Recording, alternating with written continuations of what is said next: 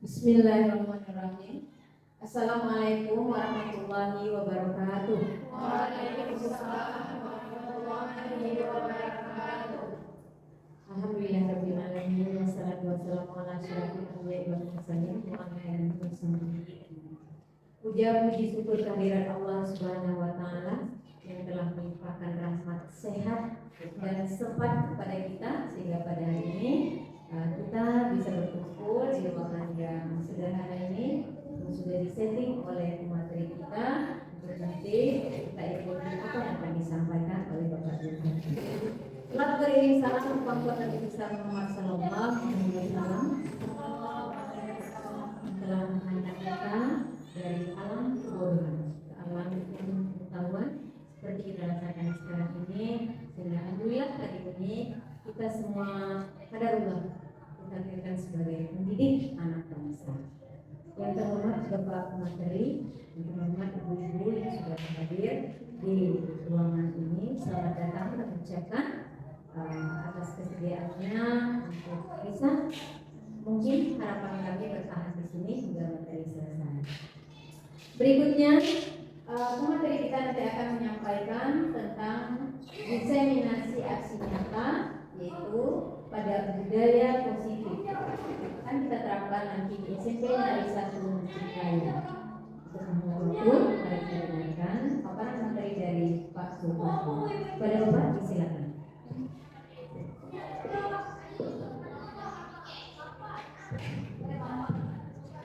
Assalamualaikum warahmatullahi wabarakatuh. Terima kasih atas waktu yang sudah diberikan kepada saya untuk memaparkan materi diseminasi aksi nyata modul 14 ya, dalam menerapkan budaya positif di lingkungan sekolah SMP 1 Mesir Raya. Nah, di sini saya adalah sebagai CGP angkatan 9 berasal dari SMP 1 Mesir Raya. Maka saya sebagai CGP harus menyampaikan materi yang sudah saya pelajari dalam modul LMS tentang budaya positif di sekolah. Bapak Ibu, sebelum kita mulai budaya positif ini, saya juga menghargai dan menghormati dan rasa terima kasih saya kepada Bapak Ibu semua yang sudah menyempatkan diri hadir dalam ruangan ini untuk mengikuti materi penerapan budaya positif di lingkungan sekolah. Nah, sebelum saya langsung masuk ke dalam, kira-kira apa yang terpikir di benak Bapak Ibu tentang budaya positif di sekolah? Ada yang mau sampaikan? Apa? Masih bingung kan? Kira-kira masih bingung? Masih bingung. Oke, kita lanjut ke slide selanjutnya tentang nih. Ini aksi nyata modul 14 budaya positif menyebarkan pemahaman dan pengalaman penerapan budaya positif, ya, tentunya di sekolah. Kita lanjut lagi. Nih, selamat datang para guru hebat. Mari berada bersama, berkolaborasi, saling mendukung demi mewujudkan disiplin positif di sekolah kita tercinta. Nah, intinya di sini apa? Penerapan budaya positif tetap harus ada belajar bersama, ya, harus kita belajar bersama, kemudian berkolaborasi, kemudian saling mendukung. Ini 3 poin ini, ya. Poin yang pertama adalah kita belajar bersama. Setelah belajar bersama, mau berkolaborasi dengan antara satu dengan yang lain, kemudian saling mendukung, ya. Saling mendukung itu sangat berpengaruh, sangat kita harapkan untuk menjalankan suatu program yang sudah ini kita terapkan di sekolah. Kira-kira kalau seandainya di antara kita Bapak Ibu di sini tidak saling mendukung, terwujud nggak apa yang kita inginkan? Tidak kan? Oke, kita lanjut. Nah, di sini konsep inti budaya positif, ya, ada 8 konsep. Nah, dari 8 konsep ini nanti akan kita bahas satu persatu. Nah, yang pertama adalah perubahan paradigma belajar, dan yang kedua adalah disiplin positif. Yang ketiga adalah nilai-nilai kebajikan. Yang keempat adalah kebutuhan dasar manusia. Ini di saat kebutuhan dasar manusia apa yang terpikirkan di Bapak Ibu semua? Pernah nggak Bapak Ibu baca atau Bapak Ibu pelajari tentang kebutuhan dasar manusia ini? Pernah nggak? Nggak, belum ya. Kemudian 5, motivasi perilaku manusia. Dan 6, posisi kontrol guru. Nah, ini di posisi kontrol guru ini sangat perlu bagi kita untuk menerapkan budaya positif di sekolah. Kemudian keyakinan kelas. Nah, di keyakinan kelas ini juga perlu bagi kita seorang guru untuk memposisikan si anak bagaimana dia membuat keyakinan kelas sehingga apa yang dilakukannya itu mengarah ke hal yang positif, ya. Kemudian segitiga restitusi. Nih, apa segitiga restitusi? Ada tahu nggak? Nggak. Ini dia bentuk segitiga ya. Nah, ini segitiga restitusi ini gambaran besarnya lah kita menyelesaikan masalah seperti ini, Pak, menggunakan teori ini. Menyelesaikan masalah menggunakan teori ini. Nah, ini 8 ya. Nah, dari 8 poin konsep inti budaya positif ini, yang paling mana yang paling menarik menurut Bapak Ibu di sini? Yang segitiganya. Oke, berarti nanti kita tunggu sampai tahap ke segitiga restitusi ya. Nah, oke, kita lanjut. Yang pertama adalah, nah, ini perubahan paradigma ya, pembelajaran dengan paradigma baru. Paradigma baru. Pembelajaran dengan paradigma baru merupakan pembelajaran yang dirancang berdasarkan prinsip pembelajaran berdiferensiasi sehingga para peserta didik belajar sesuai kebutuhan berdasarkan tahap perkembangan sesuai teori psikologi modern untuk mewujudkan profil pelajar Pancasila. Nah, di sini ada model pembelajaran berdiferensiasi. Tahu nggak Bapak Ibu? Bagaimana strategi pembelajaran yang dikemas dalam bentuk berdiferensiasi? Tahu nggak? Tahu? Ada pernah kita terapkan di sini metode ini? Sekarang ke depan ini akan diminta FPP yang berdiferensiasi. Tahu nggak? Ke depan guru-guru akan diminta FPP berdiferensiasi. Ya, kira-kira tahu nggak apa nih berdiferensiasi? Tahu? Bu Elvi? Tahu? Kalau arti diferensiasi sendiri berbeda. Berbeda. Kalau berdiferensiasi, Berarti menggunakan coba. mewujudkan pembelajaran itu dengan berbeda. kalau berdiferensiasi itu kan berasal dari kita lihat dulu kata diferensiasinya, Ya, betul. itu artinya berbeda. Ya. Jadi cara kita untuk menerapkan model pembelajaran itu kita harus lihat bagaimana sifat ataupun perilaku murid-murid di kelas. Jangan kita samakan kelas satu dengan kelas lainnya karena pasti akan berbeda cara kita untuk mewujudkan tujuan pembelajaran yang kita rancang. Bagus sekali, sudah mulai nampak pemahamannya walaupun materi kita sampaikan belum sampai ke poin berdiferensiasi, sudah nampak pemahaman. Alhamdulillah, berarti Bapak Ibu guru di sini luar biasa ya. Itu yang disampaikan sama Ibu barusan, alhamdulillah betul seperti itu. Nah, untuk kita mencari tahu bagaimana tindak lanjut selanjutnya, kita ke slide selanjutnya. Oke, ini, oke. Ini kan miskonsepsi tentang teori kontrol. Oke, teori kontrol. Nah, kalau seandainya ini posisi murid, ini posisi kita guru, ini posisi kunci. Nah, ilustrasi yang pertama ini, guru mengontrol murid. Nah, ilustrasi kedua, bahwa semua penguatan positif efektif dan bermanfaat. Nah, ilustrasi yang ketiga, bahwa kritik dan membuat rasa bersalah mampu menguatkan karakter. Nah, ilustrasi yang selanjutnya, bahwa orang dewasa berhak memaksa.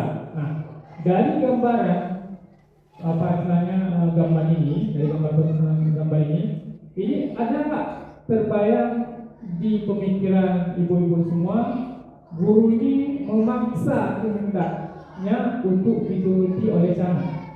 Ada nggak seperti itu? Ada. Kenapa ada pemikiran seperti itu? Gimana Pak? Ya, silakan. Karena guru itu memegang kontrol kunci itu kepada muridnya. Jadi apa yang guru ini mau harus murid itu kerjakan. Jadi si murid ini nggak bisa leluasa memberikan peminatan dia itu kepada diri dia sendiri, tapi udah luar dikontrol sama gurunya. Kamu harus bisa ini dan kamu harus kerjakan seperti saya mau. Betul. Berarti sudah tidak sesuai dengan teori apa tadi? Oh, tidak sesuai kan? Jadi sudah diungkapkan sedikit apa itu teori metode berdiferensiasi. Nggak sesuai kan? Oke, ini ilustrasinya ada 4. Berarti kita jangan seperti itu ya. Kita seorang guru jangan seperti itu. Oke, berarti tidak paham. Kita lanjut lagi. Nah, ini mengubah paradigma stimulus respon ke pendekatan teori. Ya, respon ke pendekatan teori. Kontrol. Ini kontrol di tengah ya. Nah, stimulus respon. Stimulus respon realitas kebutuhan kita bersama. Ini stimulus respon. Teori kontrol realita kebutuhan kita berbeda. Nampak tak perbedaan di sini?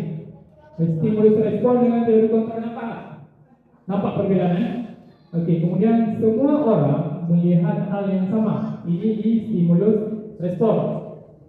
Kemudian di teori kontrol, setiap orang memiliki gambaran berbeda. Ada perbedaan? Ada. Selanjutnya kita mencoba mengubah orang agar berpandangan sama dengan kita. Merasakan benda kan? Ya kan? Ya, oke. Di teori kontrol, kita berusaha memahami pandangan orang lain tentang dunia. Ada kebebasan nggak di situ? Ada kebebasan. Berarti prinsip di sini adalah tenang-tenang kan? Ya, ada kebebasan di sini. Nah, stimulus respon. Perilaku buruk dilihat sebagai suatu kesalahan. Ini seperti ini. Perilaku buruk dilihat sebagai suatu kesalahan. Berarti orang yang membuat orang yang salah menganggap dirinya benar kan? Oke, dah. Kemudian semua perilaku memiliki tujuan. Ini apa? Nggak pernah disalahkan orang lain. Nggak pernah disalahkan orang lain. Oke. Kemudian stimulus respon. Orang lain bisa mengontrol saya. Ini orang lain bisa mengontrol saya. Dari makna ini apa yang dipikirkan? Dari makna ini apa yang dipikirkan? Orang lain bisa mengontrol saya. Gitu ya. Berarti dia nggak bisa mengontrol diri sendiri ya. Nah, di teori kontrol hanya Anda yang bisa mengontrol diri Anda sendiri. Betul kan? Teori kontrol. Kemudian saya bisa mengontrol orang lain. Maknanya apa? Hah? Ya, suka mengatur orang, suka menganggap dirinya hebat, suka menganggap diri kita sendiri itu bahwa yang lain tidak bisa bermanfaat, kita yang bisa bermanfaat. Selalu membanggakan diri ini. Kemudian ini lanjutnya di teori kontrol, Anda tidak bisa mengontrol orang lain. Maknanya apa? Anda tidak bisa mengontrol orang lain. Maknanya apa? Ya, seperti itu ya. Ini khusus guru ya, untuk guru nih ya. Ini paradigma guru nih, paradigma guru. Kita harus sinkronkan dulu paradigma guru supaya ke depan penerapan hal positif di sekolah sudah bisa dengan teori yang betul diterapkan. Oke, kemudian selanjutnya stimulus respon. Pemaksaan ada pada saat bujukan gagal. Apa? Pemaksaan ada pada saat bujukan gagal. Pas dibujuk coba silakan.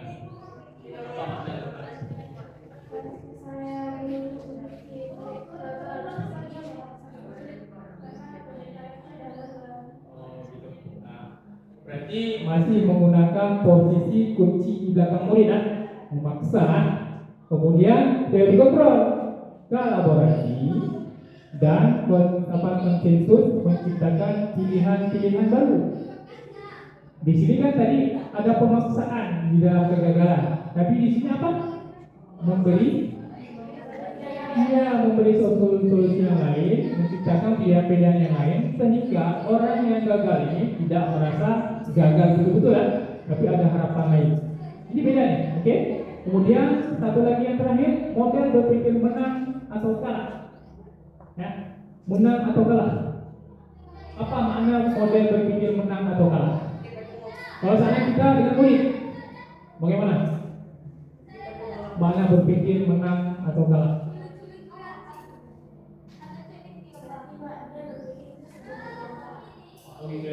Oke. Kemudian kalau teori kontrol, model berpikir menang-menang. Nah, ini masih menggunakan metode yang guru menggunakan kunci di belakang murid memutar seenaknya. Nggak ada diberi kemenangan kepada murid. Selalu diberi kekalahan kepada murid. Nah, yang ini si guru selalu memberi menang-menang kepada si murid, nggak pernah disalahkan dan nggak pernah dipojokkan si murid. Oke, ini ya, ini paradigma nih. Kira-kira di sini paham nggak? Paham. Kemudian di sini sebelum kita lanjut ke slide selanjutnya, nanti tolong ditulis pertanyaan apa yang mau ditanyakan, silakan ditanyakan. Nanti di sesi bertanya ya, supaya kita lebih paham tentang apa yang sudah ingin kita terapkan di sini. Oke. Semua kita guru harus punya foto ini lah ya. Ya, udah Bu? Apa artinya? Ya. Oke, kita lanjut ya. Kita lanjut ya. Tolong ya. Oke, kita lanjut. Yang ini, disiplin positif. Oke. Siapa nih? Ya, disiplin positif. Disiplin berasal dari kata disiplin apa? Disiplina. Ya. Ini ya, yang artinya belajar. Disiplin mengacu pada, coba siapa yang ibu mau baca sebentar? Namanya. Yang ini lah, yang ini mana? Coba baca nih. Pelan-pelan ya. Disiplin. Disiplin berasal dari kata disiplina yang artinya belajar. Disiplin mengacu pada disiplin diri yang memiliki tanggung jawab terhadap apa yang dilakukannya berdasarkan nilai-nilai yang diyakini. Oke, ini bisa dipahami. Bisa, oke coba aku ini, satu lagi.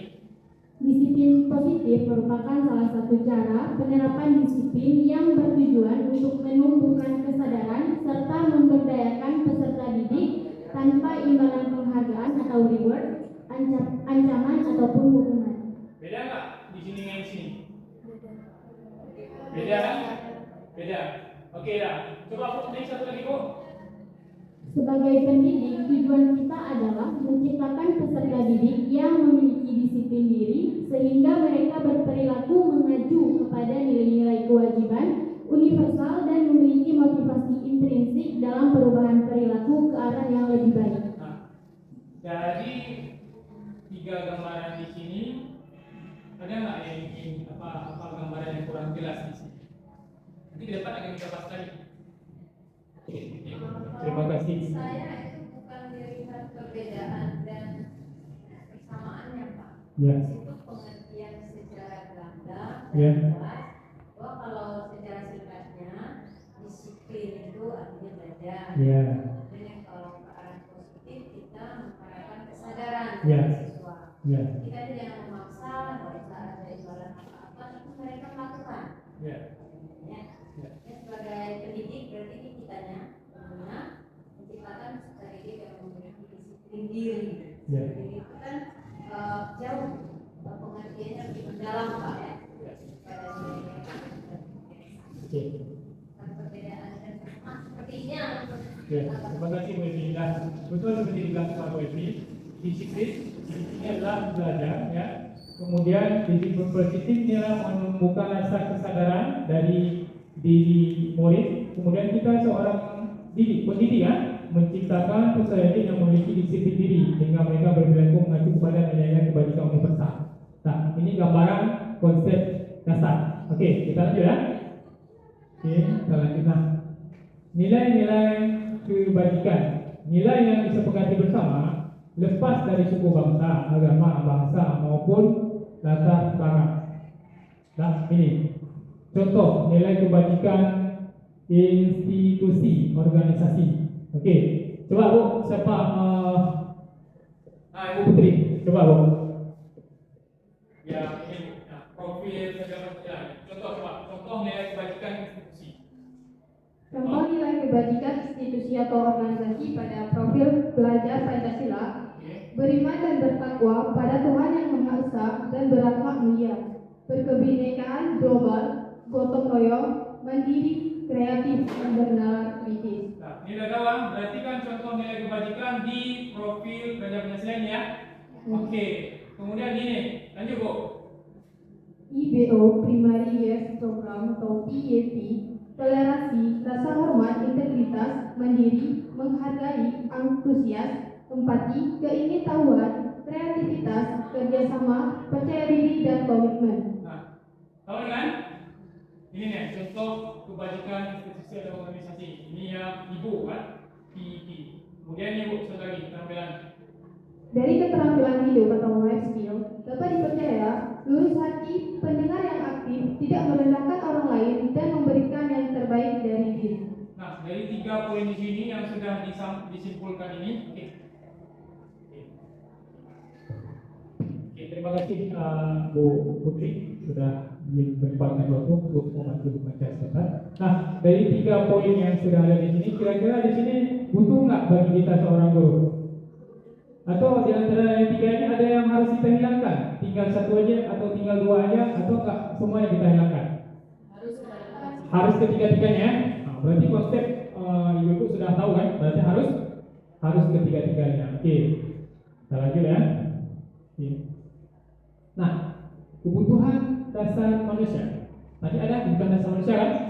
Kebutuhan dasar manusia. Nah, coba Bu, nih, kebutuhan dasar manusia adalah segala sesuatu yang kita lakukan untuk mendapatkan apa yang kita inginkan. Ya kan? Ya, apa yang kita inginkan. Seluruh tindakan yang kita lakukan memiliki tujuan tertentu. Tadi kan setiap perbuatan pasti ada tujuan. Dan semua usaha terbaik yang kita lakukan adalah dalam rangka agar kebutuhan dasar kita terpenuhi dengan baik. Berarti di situ ada rasa penguasaan nggak kira-kira? Ada nggak? Ya, kalau di sini kalau bahasa di sini dalam rangka agar kebutuhan dasar kita terpenuhi dengan baik. Semua usaha terbaik yang kita lakukan adalah dalam rangka agar kebutuhan dasar kita terpenuhi dengan baik. Berarti segala sesuatu yang kita inginkan kita akan berusaha dengan baik untuk bisa mencapai. Oke, ini kebutuhan dasar manusia. Pengertiannya, sudah tahu pengertiannya? Sudah. Oke, kita lanjut. Nah, 5 kebutuhan dasar manusia. Siapa Bu bersedia membaca sebentar? 5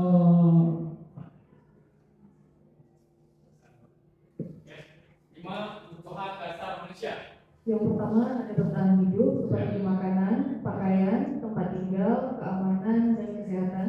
Oke, ini ya. Berarti bertahan hidup, makanan, pakaian, tempat tinggal, keamanan, kesehatan. Yang pertama. Yang kedua Bu? Yang kedua ada kasih sayang dan rasa diterima seperti rasa diterima, dipedulikan, berbagi, kerjasama, menjadi bagian dalam kelompok. Oke. Ini yang kedua. Yang ketiga Bu? Kemudian ada penguasaan seperti harga diri, keinginan untuk dianggap, memimpin, berprestasi, diakui, dan didengar. Oke. Selanjutnya Bu ini. Yang keempat ada kebebasan yaitu mandiri, memiliki pilihan, mencoba hal baru, mampu mengendalikan arah dirinya.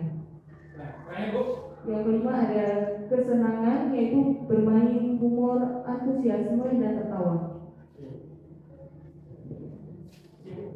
Terima kasih atas kesediaan Ibu tadi sebabnya. Kira dari kelima kebutuhan dasar manusia ini yang mana yang sering kita lakukan? Dari ini kalau poin kita lihat bertahan hidup, kasih sayang dan rasa diterima, penguasaan, kebebasan, kesenangan. Dari kelima ini yang mana yang sering kita lakukan sekarang ini? Yang sudah pernah kita lakukan sekarang? Hah? Bertahan hidup. Berapa orang yang pernah melakukan bertahan hidup? Coba kita berapa orang? Semua bertahan hidup. Berarti ini udah berarti ya ini satu. Yang lain? Kebebasan. Jadi ini kan sudah sering dilakukan bertahan hidup. Yang lain yang mana yang sudah dilakukan selama ini? Kesenangan. Kesenangan. Kesenangan. Iya. Kesenangan. Berarti bertahan hidup dengan kesenangan. Lain? Belum. Kebebasan. Kebebasan. Berarti poin pertama Ibu lakukan yang ini. Yang kedua yang kesenangan. Yang ketiga kebebasan. Selanjutnya Kasih Kasih sayang. Kasih sayang dan rasa diterima. Oke. Terakhir baru. Kemudian baru penguasaan. Kira-kira kalau seandainya letak kebutuhan hidup seperti itu sinkron nggak? Kan tadi ini yang pertama bertahan hidup, kemudian kesenangan, kemudian kebebasan, penguasaan, kasih sayang. Sinkron nggak? Hah? Setelah kita bertahan hidup, kita perlu kesenangan. Setelah ada kesenangan, kita perlu kebebasan. Setelah kebebasan, kita perlu penguasaan. Dan setelah penguasaan, perlu kasih sayang. Yang timbul di sini kalau seandainya seperti itu, poin yang digambarkan oleh Bapak Ibu, yang timbul adalah kita akan menjadi orang yang ego. Tahu nggak kenapa saya bilang begitu? Kita akan menjadi orang yang ego. Karena kita berapa bertahan hidup, makan, pakaian, tempat tinggal, keamanan, kesehatan. Udah kita punya semua. Udah kita perlu kesenangan, tidak bermain, humor, antusias, ketawa. Tidak. Kemudian kebebasan, kita perlu bebas. Kemudian kita perlu penguasaan. Sedangkan ini kasih sayang dan rasa terima kita terakhir kita gunakan. Sedangkan kita sekarang di sini, krisisnya di sini. Ya, kasih sayang dan rasa diterima. Misal, Bapak membuat kesalahan, ya, Bapak membuat kesalahan. Orang itu tidak peduli dengan kesalahan saya. Apa yang terjadi? Orang itu tuh ego atau nggak pernah open dengan orang lain. Berarti orang itu tergolong ego. Karena apa? Tidak mau dengan poin ini, kasih sayang dan rasa diterima. Rasa di dalamnya rasa diterima, dipedulikan, berbagi, kerjasama, menjadi bagian dalam kelompok. Kalau ini yang terakhir diurutkan, berarti kan rasa ego kita masih kuat. Rasa ingin kita masih kuat. Karena kenapa?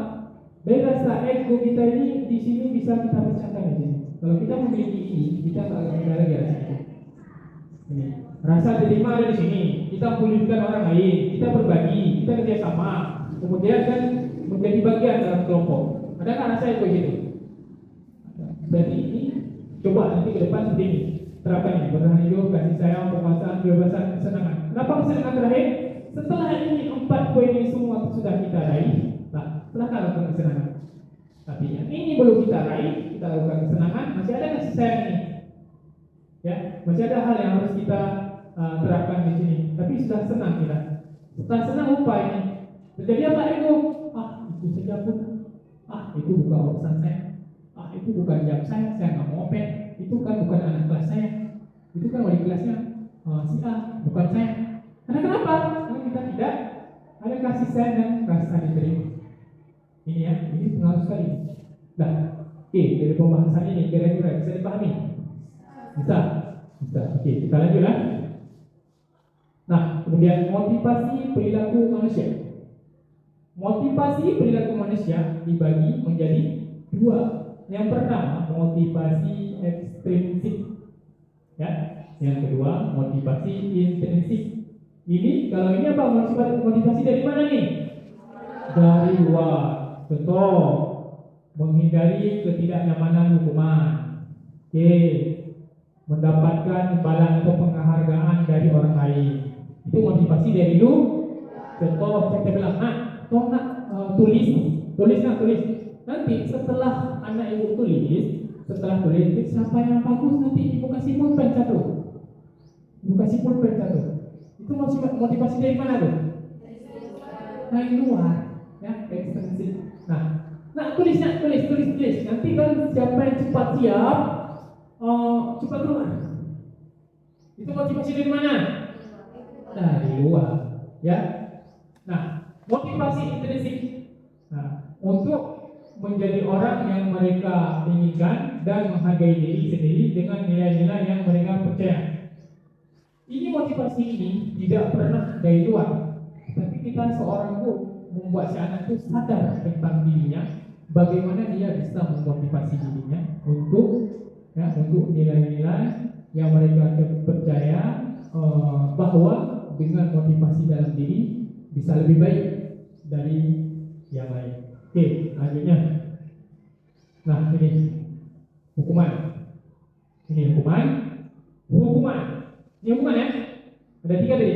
Hukuman, konsekuensi, restitusi. Nah, hukuman. Nah, ini siapa Bu? Silakan Bu. Sebentar. Nah. Biar terekam semua ya. Nah, ini coba hukuman. Hukuman apa? Hukuman yang pertama ada 3, berencana atau tiba-tiba. Murid tidak tahu apa yang akan terjadi atau tidak dibatalkan. Bersifat satu arah, berupa hukuman fisik atau psikis. Tidak. Konsekuensi Bu apa? Yang pertama ada rencana atau disepakati sesuai peraturan. Yang kedua ada murid tetap dibuat tidak nyaman. Yang ketiga ada sikap guru selalu memonitor murid. Ya, ini konsekuensi ya. Restitusi. Coba Bapak tahu. Yang pertama ada proses menciptakan kondisi bagi murid untuk memperbaiki kesalahan. Yang kedua ada proses kolaboratif yang mengajarkan murid untuk mencari solusi sendiri. Terima kasih Bu atas kesempatan yang sudah membaca materi debat. Tidak. Dari 3 di sini hukuman, konsekuensi, restitusi. Nah, poin yang mana yang sering kita lakukan sama anak didik kita? Yang sudah sering kita lakukan sama anak didik kita, poin yang mana? Apakah hukuman, apakah konsekuensi, atau restitusi? Kalau saya hukuman. Coba. Silakan Bu.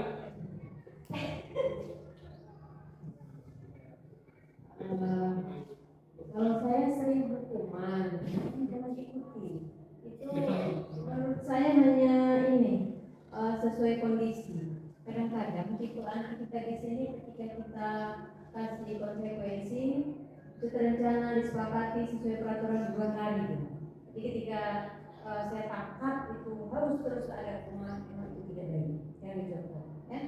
Kalianlah pemahamannya bagaimana dan mungkin mereka puas menghadapi kalian dengan menghadapi kalian dan mereka berbeda. Jadi hukuman itu tidak baik Pak ya.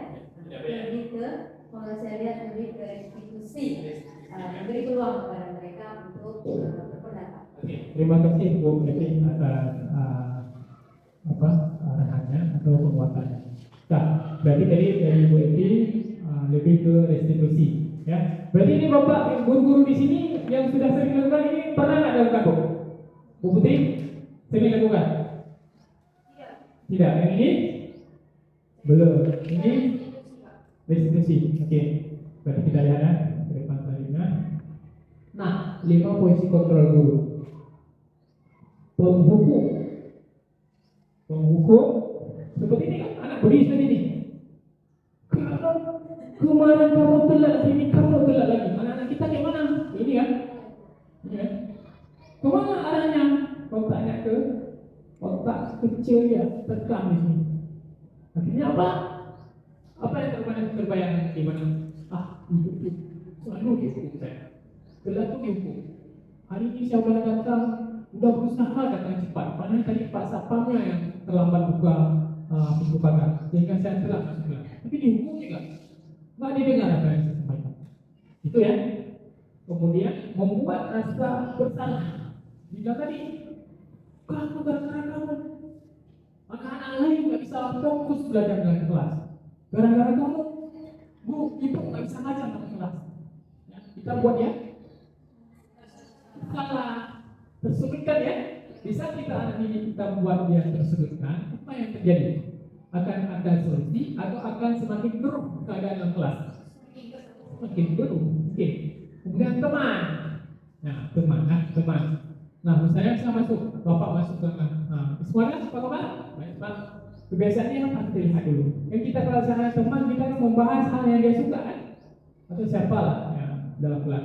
Yang teman tuh tentu akan kita membahas hal yang dia suka atau hal yang dia menarik sehingga pembicaraan antara guru dengan si murid terbawa dengan situasi atau kondisi teman. Kalau saja kita ngomong sama si murid membahas dengan hal yang dia tidak suka, tertarik nggak dia? Respon nggak dia? Enggak. Kita harus mencari apa yang dia suka. Mari kita bahas itu posisi teman. Kemudian pemantau. Nah, kalau pemantau ini bagaimana Bu Evi? Ada gambaran nggak sama Bu Evi? Silakan Bu. Mungkin ada gambaran. Coba kalau pemantau. Silakan Bu. Silakan. Mungkin ada yang lain? Ibu yang lain? Pernah pemantau nih? Kamu Pemantau juga nih itu apa pemantau? kalau menurut saya masih lebih ada keberpihakan ke guru. Guru ya, Bu? 80% mungkin 70 ya. Ya.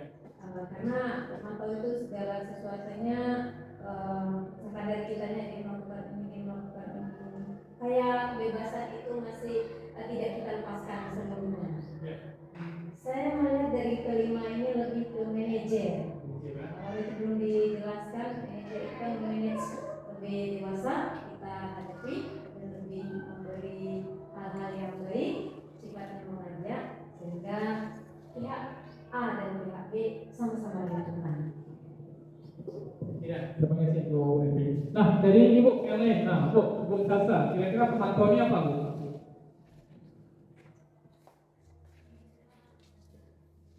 Memantau siswa kelas gitu Pak. Pemantau siswa masuk kelas, mana lain ya? Pemantauan. Selain itu apa Bu? Ada nggak? Berarti kita mengontrol dia kan, pemantauan. Tidak. Terima kasih Bu. Nah, untuk manajer. Manajer mungkin sekilas sudah disampaikan tadi sama Ibu Evi. Kira-kira nih manajer yang Ibu tahu apa? Apa Bu manajer? Kita seorang guru. Coba pilih satu. Apa? Kita Bu. Belum. Apa Bu manajer? Kalau menurut saya Pak, manajer itu membimbing siswanya untuk melakukan sesuatu. Ya, terima kasih Bu. Berarti ini 5 posisi kontrol guru ya. Ada 5 posisi kontrol ya. Yang 5 posisi kontrol ini nanti kita lihat nanti posisi kontrol yang mana yang terbaik untuk kita miliki dan untuk kita terapkan ke siswa kita. Oke? Kita lanjut. Nah ini contoh penerapan 5 posisi kontrol guru. Kasus siswa tidak memakai atribut lengkap saat upacara bendera. Ya. Hukuman, ya, penghukum ini hukuman. Hormat pada bendera selama 1 jam. Kita menghukum ya, hukum. Kemudian membuat merasa bersalah. Berapa kali Ibu harus memberitahukan kamu selalu saja mengecewakan Ibu. Merasa bersalah nggak ya? Ya, oke, itu membuat merasa bersalah. Ini bahasanya ya. Ini gambaran bahasa. Berarti udah tahu kan nih gambaran bahasa lain yang mengacu kepada hukuman, mengacu kepada pembuat merasa bersalahnya. Oke, selanjutnya. Nah, ini teman yang tadi kita sampaikan ya, teman. Ayo dong, ikut aturan sekolah. Tolong bantu ibu atau bapak ya. Sekali, ya sudah tidak apa-apa. Lain kali jangan sampai berbuat seperti ini lagi ya. Itu bahasa apa? Bahasa kita teman, ya teman. Nah, kemudian pemantau. Tadi sudah disebutkan pemantau, kita mengontrol lah. Ya jauhan. Bahasanya jangan kamu sudah melanggar peraturan sekolah. Kamu tahu konsekuensinya. Setelah upacara kamu beli atributnya ke koperasi dan jangan diulangi lagi. Ini siapa nih yang sering di sini Bu Evi? Ibu Tini? Ya bukan? Mereka tahu bahasa pemantau udah tahu ya. Berarti kalau saya ada keluar konsep bahasa seperti ini, oh berarti ini guru ini seorang pemantau. Kita sudah bisa mengarahkan. Ada 5 posisi kontrol guru. Kita bisa tahu oh ini guru ke arah mana. Oh dia pemantau. Berarti kita kalau saya mendekati guru itu, kita cari strategi pemantau. Strategi yang guru pemantau itu bisa kita masuk dengan strategi dia itu, sehingga kita bisa akrab. Ya.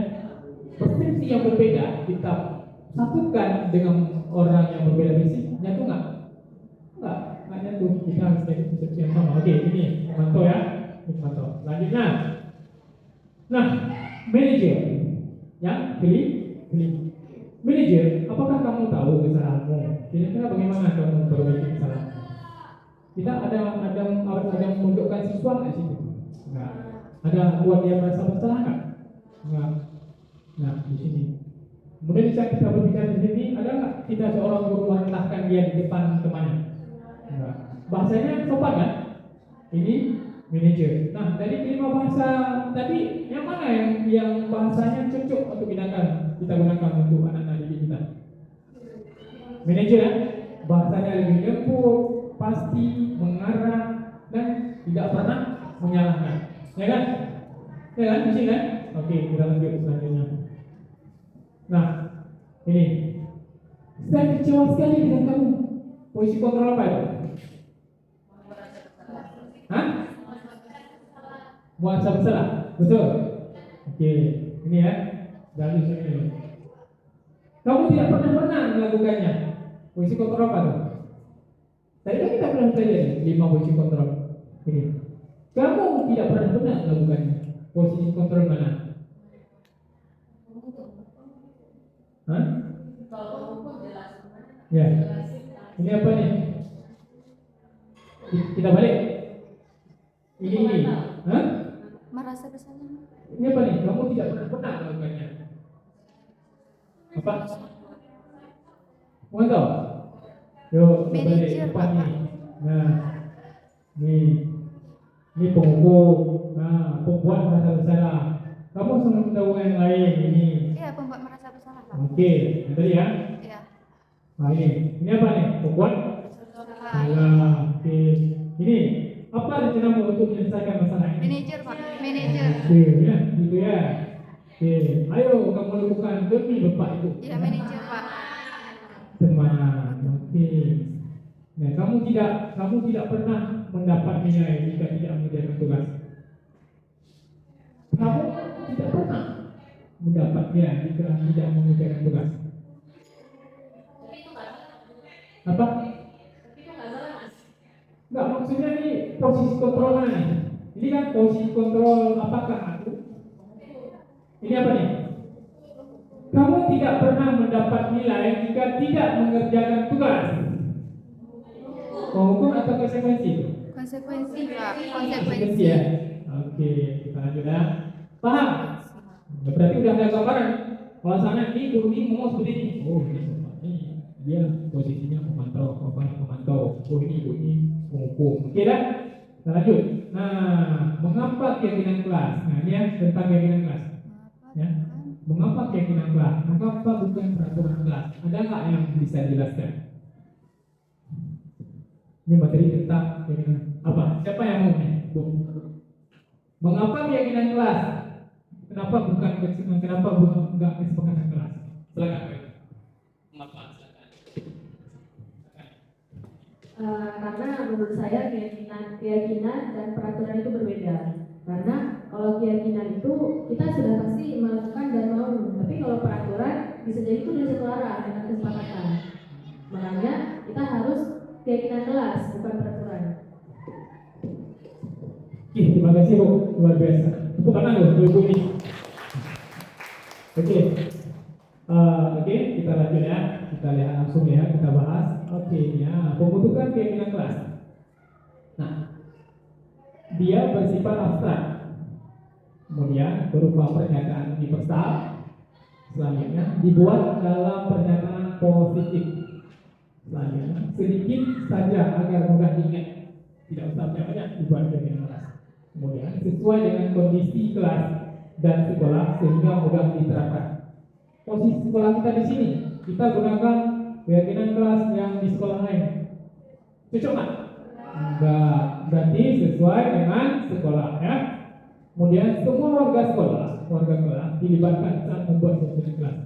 Berarti semua siswa harus terlibat untuk membuat keyakinan kelas. Oke. Ini keyakinan kelas kan? Nanti kalau saya buat seperti ini, ini ada kertas, tempel seperti ini. Nanti diabadikan, berarti orang itu sendiri yang buat tempel. Nggak pernah dari guru-guru, cuma manajer. Oke. Nah ini tadi apa? Restitusi segitiga. Dah nih. Suatu proses dialog yang dijalankan oleh guru agar dapat menghasilkan murid yang mandiri dan bertanggung jawab. Tadi ada segitiga restitusi itu poin keberapa? 8 ya. Berarti ini poin terakhir ya. Poin terakhir. Nah, dalam segitiga restitusi, yang pertama guru harus bertindak menstabilkan identitas. Tahu nggak apa itu menstabilkan identitas? Tahu? Coba nih kayaknya ibu bisa nih. Coba apa itu menstabilkan identitas? Mungkin menstabilkan identitas itu kita jangan kayak kita tadi yang udah kita jelaskan sebelumnya, jangan kita sebagai guru tuh maka aku harus dipercaya, aku harus pokoknya apa yang aku bilang harus diturutin. Tapi bukan itu identitas kita sebenarnya. Identitas kita di sini kita harus posisikan diri sebagai manajer tadi yang seperti yang sudah Bapak jelaskan. Oke, menstabilkan kita. Terima kasih Bu sudah dijelaskan konsep dasar ini. Kemudian setelah pertama kita jalankan prinsip menstabilkan identitas saat mengatasi murid bermasalah, kita lanjut ke validasi tindakan yang salah. Jadi kan kita sudah lihat gambaran belakangan validasi tindakan yang salah. Kemudian kita menanyakan keyakinan. Nah, timbul pertanyaan di sini, Pak. Kan di sini anak-anak kita kan selalu buat salah. Kalau salahnya kita gunakan seperti ini, nanti orang tuh yang bersalah yang buat bersalah seolah-olah sudah kita dukung, sudah kita iakan, seolah orang tuh merasa dia sudah benar. Bagaimana itu? Kira-kira bagaimana gambarannya? Kalau sampai di sini, ini ada 3 nih. Siswa kita salah. Memang salah. Kita gunakan bahasa manajer dengan strategi restitusi segitiga. Kira-kira dengan penyelesaian ini bisa tak dapat untuk kita selesaikan masalah? Enggak apa saja, walaupun kita tidak tuntaskan selesai masalah 100%, kira-kira 30%, 40%, bisa tak kita sentuh masalahnya agar dia tidak mengulangi lagi? Ini menstabilkan identitas, validasi tindakan, meyakinkan keyakinan. Oke, itu lebih jelas, kita selesai selanjutnya supaya bisa lebih terbuka wawasan kita tentang materi ini. Nah, ini menstabilkan identitas. Berdasarkan prinsip membuat kesalahan adalah bagian dari proses pembelajaran. Nah, kalau Bu bentar ini. Ya, silakan. Kesalahan adalah bagian dari proses pembelajaran. Yang pertama, berbuat salah itu wajar. Yang kedua, tidak ada manusia yang sempurna. Yang ketiga, ibu atau bapak juga pernah melakukan itu. Yang keempat, ibu atau bapak tidak mencari siapa yang salah, tapi ibu dan bapak ingin mencari solusi dari permasalahan ini. Dan terakhir, kamu berhak merasa begitu. Nah, ini apa nih? Ini poin menstabilkan identitas. Ini menstabilkan identitas. Konsepnya ini. Berarti di poin menstabilkan identitas, konsepnya ini. Cara kita menerapkan untuk menstabilkan identitas, ini konsep dasarnya. Ya, konsep bahasanya. Oke, kita lanjut. Nah, ini validasi tindakan. Tolong uji, sebentar uji.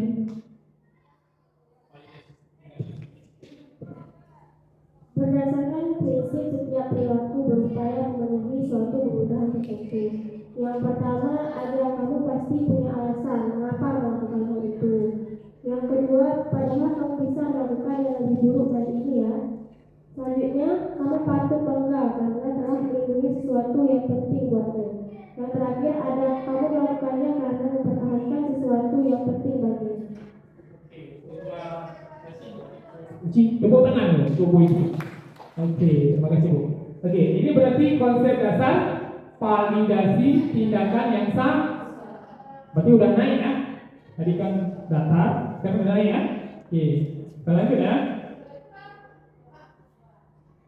Oke, ini menanyakan keyakinan sudah turun, ya turun. Menanyakan keyakinan. Berdasarkan prinsip teori kontrol bahwa pada dasarnya kita termotivasi secara intrinsik. Yang pertama, apa keyakinan kelas kita. Yang kedua, nilai apa yang telah disepakati bersama. Yang ketiga, ada seperti apa gambaran sebuah kelas yang dia menurut kamu. Yang terakhir, ada kamu ingin menjadi orang yang seperti apa. Oke, nah di sini sudah dibacakan tadi pada kawan guru kita. Bagaimana konsep menanyakan keyakinan kepada si murid? Ini konsep dasarnya. Ya, berarti ada 3 konsep dalam menyelesaikan masalah, ya, dalam restitusi segitiga. Oke, kita lanjut.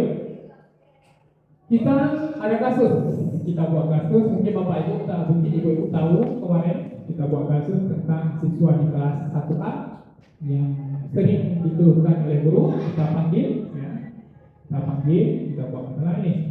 Ini contoh penerapan segitiga restitusi dalam pembelajaran. Kasus Nuzul mengganggu teman sedang membuat tugas. Nah, ini tolong sebentar dibaca. Ya. Ketika saya sedang mengajar, saya melihat seorang siswa laki-laki bernama Nuzul masuk ke kelas setelah meminta izin buang air ke kamar mandi. Buang air kecil ke kamar kecil. Dia langsung menghampiri Nurul yang duduk di depan yang sedang serius membuat tugas. Nuzul menarik pena Nurul. Secara spontan, Nurul mengeluarkan kata-kata kotor. Hal ini tentu membuat saya terkejut dan ingin marah karena kesal dengan ulah mereka berdua. Saya menegur keduanya sejenak dan meminta mereka berdua menemani saya ke kantor setelah kegiatan PPI. Oke, ini kasus ya. Berarti ini kasus. Terima kasih Bu ya. Tepuk tangan untuk kita semua. Ini kasus yang saya abadikan itu dari dokumen sebagai pembelajaran untuk Bapak Ibu semua. Oke, kita lanjut. Nah, kita tampilkan kasus yang tadi disampaikan ya. Kita tampilkan sebentar.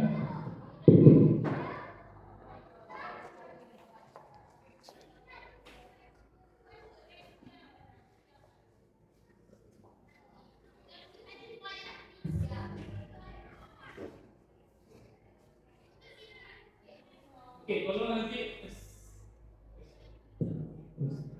tolong diperhatikan kasus ini kira-kira cocok nggak? Cocok nggak bagi kita terapkan di sini?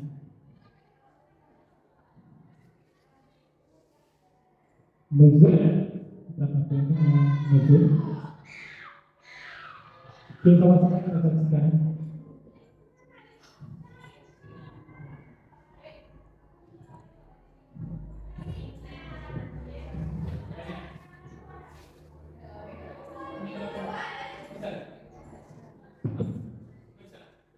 Bisa nggak?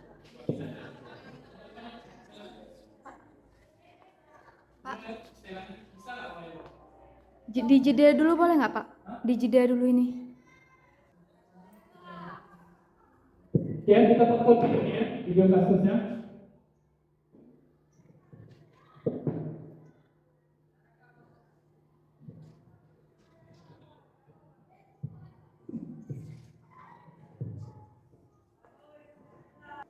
Ya, kita lihat semuanya kasus video ini.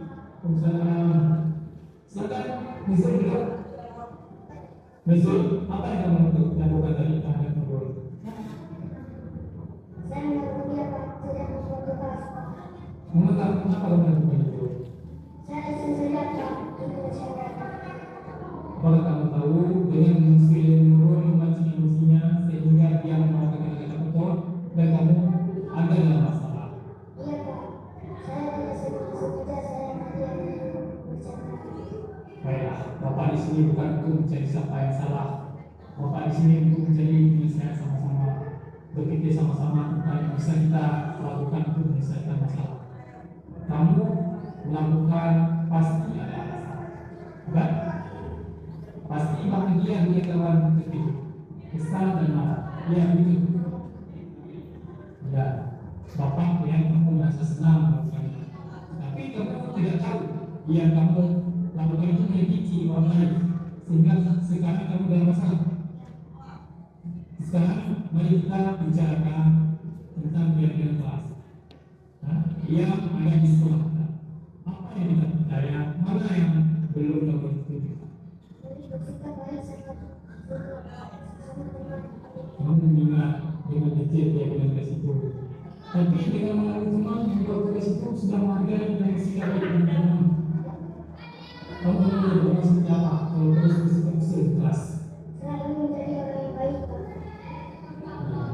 Baik, sekarang apa yang bisa kamu lakukan untuk menyelesaikan masalah ini? Saya ingin meminta maaf kepada Nurul agar tidak mengulangi kesalahan. Bagus, tapi sekiranya nanti ulang lagi bagaimana? Saya bersedia memberi maaf.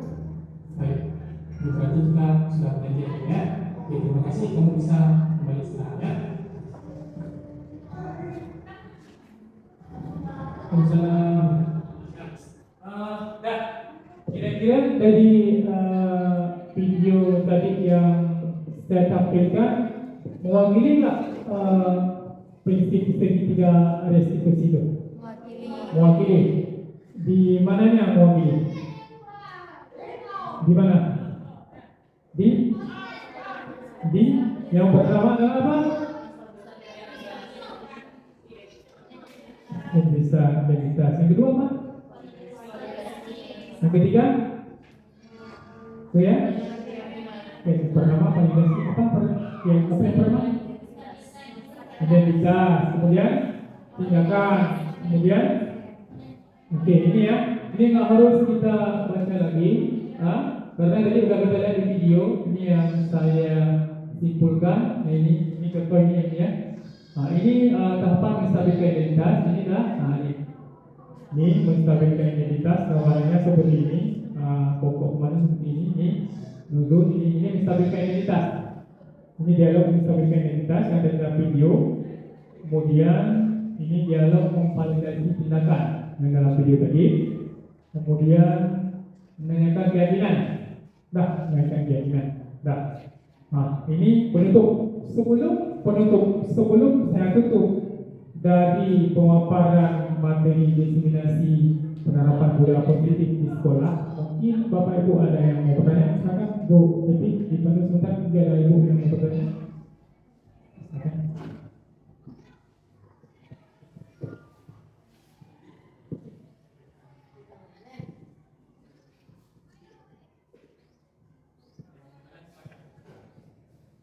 Ibu-ibu yang terhormat, kita sudah mendengar materi dari Pak Jul tadi.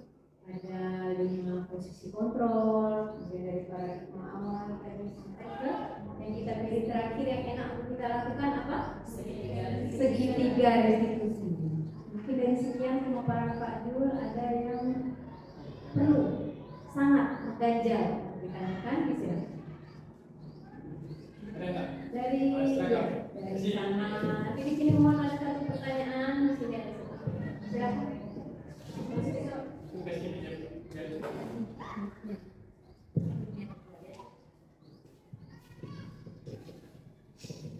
Terima kasih atas waktunya Pak. Seperti yang sudah disampaikan, yang ada stimulus respon, kontrol sama pendekatan teori. Nah, itu kan tadi Bapak sudah menjelaskan bahwa itu hal yang harus kita lakukan terhadap murid kita di sekolah. Tapi kan kita di sekolah ini tidak hanya berhadapan dengan murid, tapi kita juga berhadapan dengan teman-teman kita. Nah, teman-teman kita di sini kan kalau di sekolah itu ada pertama Pak ya, misalnya ada kepala sekolah, ada kepala sekolah, mungkin ada apa lagi di bawahnya ada guru, ada wakil kurikulum dan wakil semuanya sampai kepada jajaran kita guru. Nah, apakah stimulus respon, kontrol dan pendekatan teori itu bisa juga kita lakukan sesama kita guru atau ini hanya berlaku untuk kita ke murid? Ya. Kita mulai dari dulu Pak. Kita jawab terus. Lupa saya. Kilo biasa Bu, tepuk tangan dulu untuk Ibu ini. Pertanyaan Ibu ini, ya, konsep stimulus, kontrol dengan stimulus respon tadi, kemudian restitusi ini, apa cuma kita terapkan di murid kita aja, atau bisa kita terapkan untuk guru-guru atau kepala sekolah atau orang lain? Ya jelas bisa. Tapi kenapa saya sampaikan di sini murid? Kita di sini datang di sini adalah sebagai pendidik. Objek kita di sini apa? Murid ya.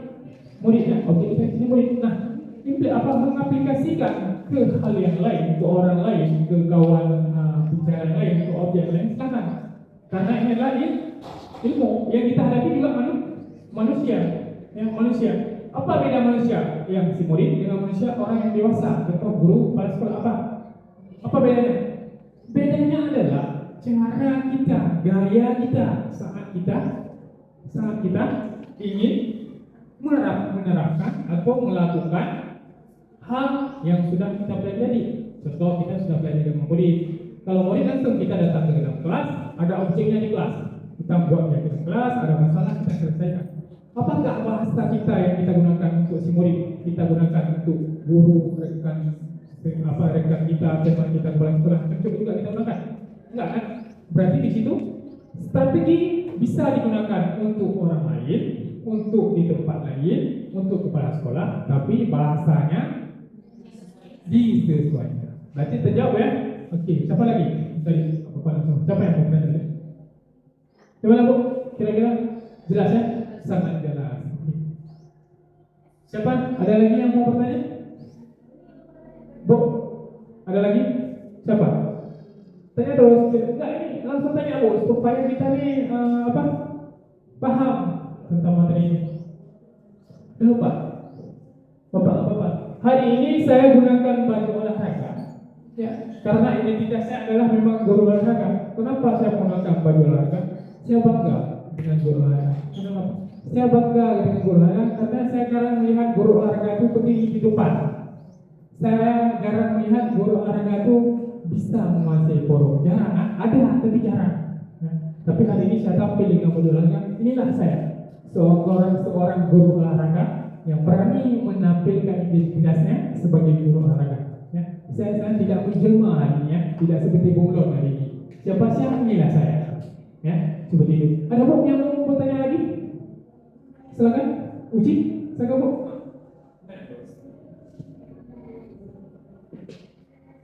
Mewakili sudut sana ya. Ya, silakan.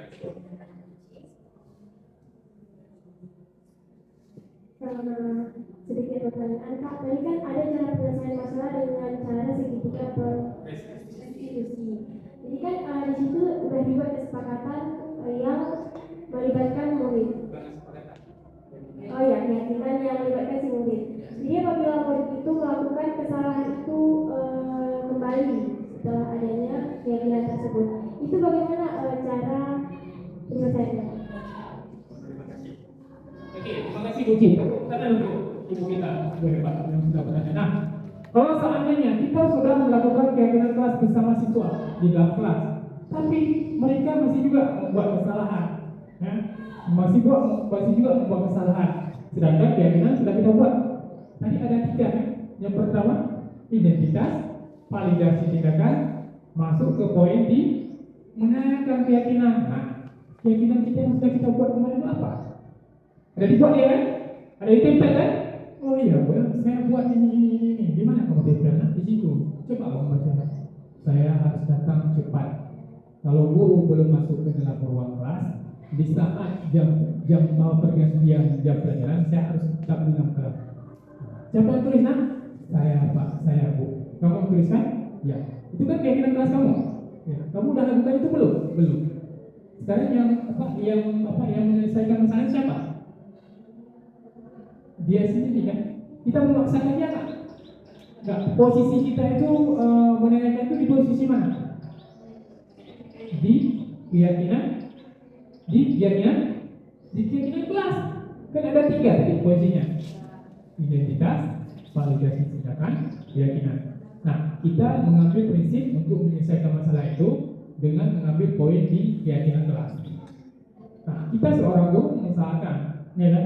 Kita hidup ini seperti ini. Ada pepatah atau buku yang saya bacakan itu, sulit kita untuk mengubah karakter manusia atau mengubah manusia itu tersendiri. Lebih mudah kita memahat batu, ya? Lebih mudah kita memahat batu menjadi bentuk manusia daripada kita mengubah manusia itu seperti yang kita inginkan. Itu konsep. Tapi dengan konsep itu, kita dengan patah semangat. Usaha kita juga harus ada. Nah, dengan usaha kita harus ada. Tadi kita kembali ke motivasi apa? Yang satu itu yang di dalam intrinsik. Kita berpegang teguh pada motivasi intrinsik dari dalam diri dia. Kita bangunkan keyakinan dia. Kita bangunkan apa yang dia miliki. Kemudian kita ingatkan dia dengan keyakinan tadi. Apa yang sudah dia kasih? Jadi sepakati di kelas kembali pertama melakukan. Kan dia sendiri yang boleh dikatakan. Sudah kamu terapkan? Belum. Kan kita bilang, kan kamu sudah tulis kemarin itu keyakinan kelas, sudah kamu tempel. Kenapa nggak kamu terapkan? Merasa bersalah nggak dia? Salah nggak dia yang tadi itu? Salah. Apa juga? Tadi. Nah, kemarin kan udah keyakinan kelas itu ditempel. Coba baca. Udah baca. Kira-kira udah terapkan belum? Untuk ke depan gimana? Ya Bu, maaf Bu. Ke depan insyaallah saya terapkan. Ada solusi? Ada. Cuma di sini kita seorang guru, kita Banyak sabar ya. Sabar ya. Banyak sabar. Mungkin kok bisa diterima jawabannya. Kira-kira paham nggak? Nah, soalnya apa banyak kok? Sekarang misalnya udah janji nggak akan mengulangi lagi sesuai dengan yang kelas tadi. Tapi mungkin kedepannya dia mengulangi lagi. Itu apakah ada hukuman tersendiri atau bagaimana? Ini kan kita seorang guru mengingatkan 1, 2. Nah, 1 kali, 2 kali. Tapi harus dibuat keyakinan kelas guru. Keyakinan kelas harus dibuat dengan peserta didik dulu. Nah, 1 kali kita ingatkan, 2 kali kita ingatkan. Nah, ketiga kali kan ada guru yang lebih ahli lagi untuk menangani siswa yang bermasalah. Itu kembali kepada kita arahkan ke Bimpel. Bimpel menggunakan strategi segitiga restitusi. Dengan Bimpel terkadang ada strategi lain, ada cara lain mungkin, tapi tetap dengan konsep strategi restitusi. Intinya apa? Penerapan budaya positif di sekolah.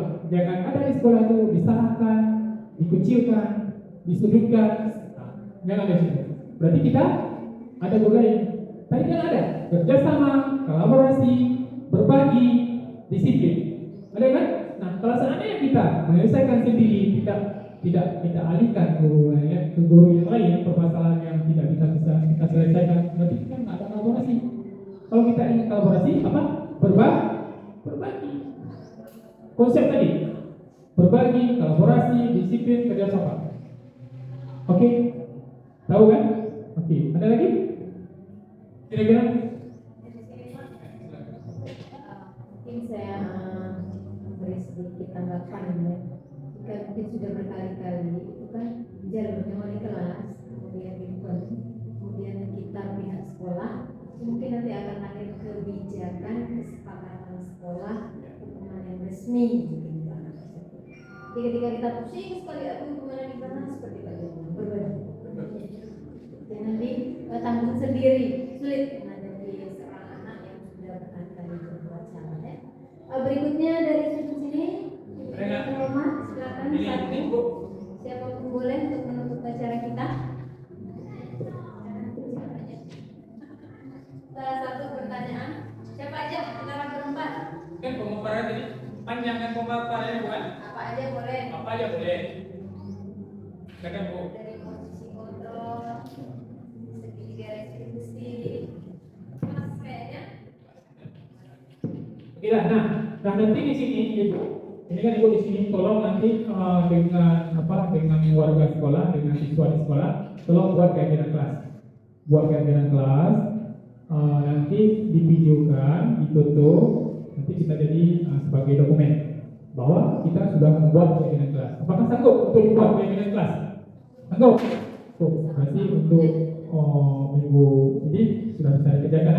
Nanti saya pantau sama-sama untuk kita di sini. Nah, untuk penutup, tolong Bu, bentar. Penutup, saya.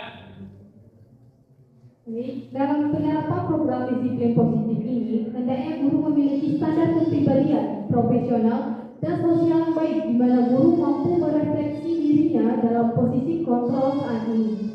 Bagaimana perjalanan dirinya sebagai ekonom atau manajer yang menuntun murid-muridnya menjadi insan yang mandiri, merdeka, dan bertanggung jawab. Standar nasional pendidikan. Oke, terima kasih.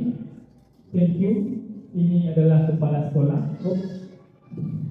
Jadi tahu ini siapa nih?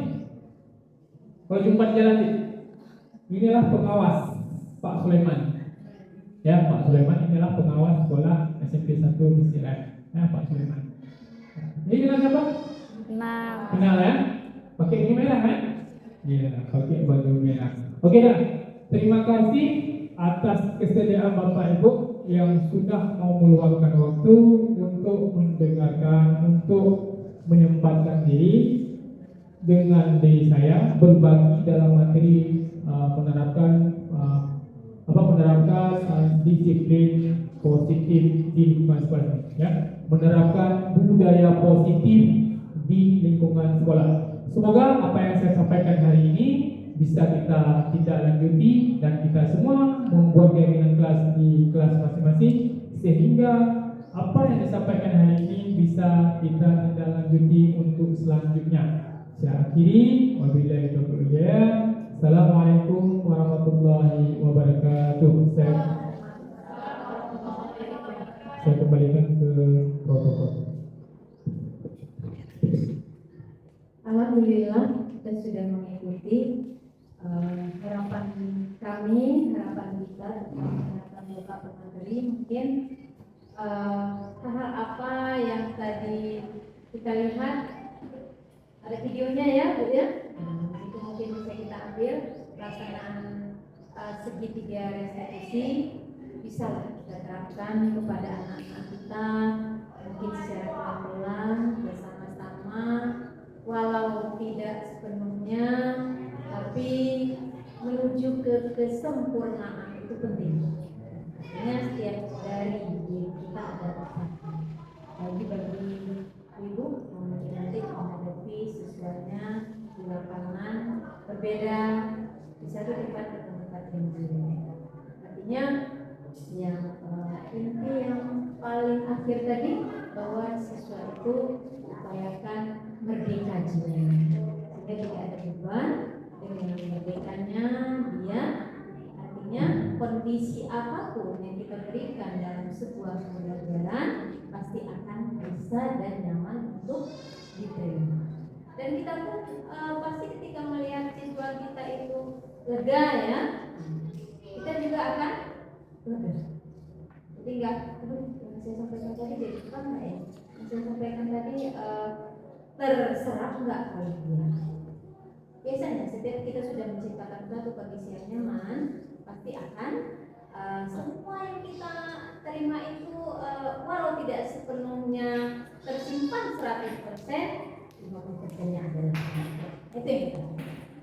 Setiap hari kita lakukan dengan hal-hal yang kecil dari diri sendiri, dan itu mungkin kepada kita sebagai itu lahan kita, itu ladang kita. Jangan pernah merasa capek, jangan pernah merasa ini sulit, karena ini adalah pekerjaan Allah yang selalu berdalam kita.